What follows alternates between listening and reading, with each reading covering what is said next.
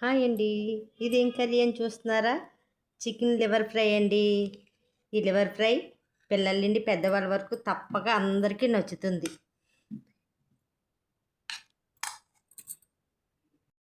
రసం, పప్పుచారు, పప్పు దీంతోనే తిన్న లివర్ ఫ్రై మంచి రుచిగా ఉంటుంది. ఒక్కసారి చేసి పెట్టారంటే మీ పిల్లల నుండి పెద్దవాళ్ళ వరకు లొట్టలు వేసుకొని మరీ తింటారనమాట. అంత రుచిగా ఉంటుంది. చాలా బాగుందండి. ఒకసారి చేసి పెట్టారంటే మరలా మరలా చేయమంటారు. అంత రుచిగా ఉంటుందన్నమాట ఈ లివర్ ఫ్రై. అయితే మరి ఇంకెందుకు ఆలస్యం, మీరు తప్పక ట్రై చేయండి. అయితే ఇందుకు కావలసిన పదార్థాలు తయారు చేయ విధానం తెలుసుకుందామా? నేను పావు కేజీ లివర్లు తీసుకుంటున్నాను. లివర్ ఫ్రైకి ఈ విధంగా చిన్న చిన్న ముక్కలు కట్ చేసుకోవాలి. చూడండి, ఈ విధంగా చిన్న చిన్న ముక్కలు మొత్తం కట్ చేసుకుందాం.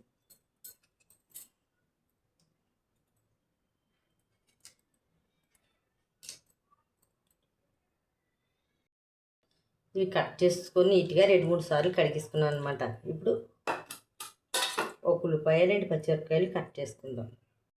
ఇప్పుడు స్టవ్ ముట్టించుకుంటే 2 స్పూన్లు ఆయిల్ వేసుకుందాం.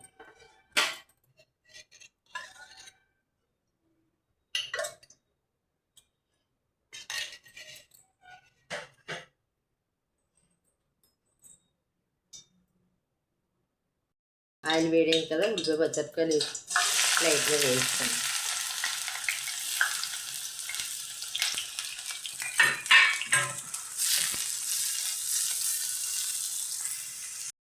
చూడండి, ఇప్పుడు ఉల్లిపాయలు వేయాలి కదా, కాస్త పసుపు ఎక్కువ వద్దు,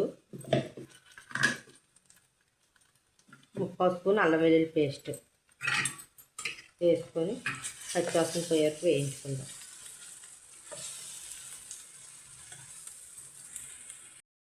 అల్లం వెల్లుల్లి పేస్ట్ పచ్చివాసన పోయింది.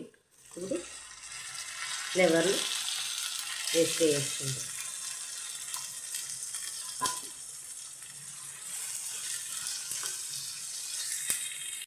చూడండి, 5 నిమిషాల తర్వాత వాటర్ వస్తుంది. మొత్తం ఈ వాటర్ అంతా ఇంకిపోనిద్దాం. ఇప్పుడు మూత తీసి ఉంచుకుంటే ఈ వాటర్ అంతా ఇంకిపోతుంది అన్నమాట. చూడండి, కాస్త వాటర్ ఉంది. ఇప్పుడు ఒక స్పూన్, మీడియం స్పూను కారం వేసుకుందాం.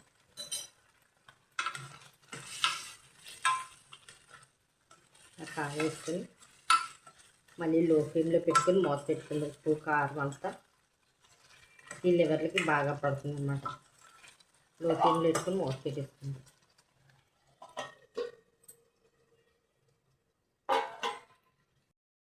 చూడండి, 70 నిమిషాలు టైం పెట్టింది.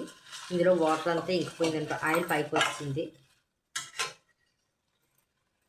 ఇప్పుడు పావు స్పూన్ ధనియాల పొడి, బేబీ స్పూన్ జీలకర్ర పొడి, పావు స్పూన్ చికెన్ గరం మసాలా ఒకసారి వేసి కలిపి వాళ్ళు ఒక 1 మినిట్ 2 మినిట్స్ మూత పెట్టేసుకుందాం. మొత్తం నీరంతా ఇంకిపోతుంది. ఫైనల్గా మొత్తం వాటర్ అంతా ఇంకిపోయి ఆయిల్ తీరుతుంది. ఇప్పుడు కొత్తిమీర వేసుకొని స్టవ్ ఆఫ్ చేసేసుకోవడమే. అంతేనండి, yummy yummy liver fry ready అయిపోయింది. ఈ లివర్ ఫ్రై వీడియో మీకు నచ్చినట్టయితే లైక్ చేయండి, షేర్ చేయండి, సబ్స్క్రైబ్ చేయండి.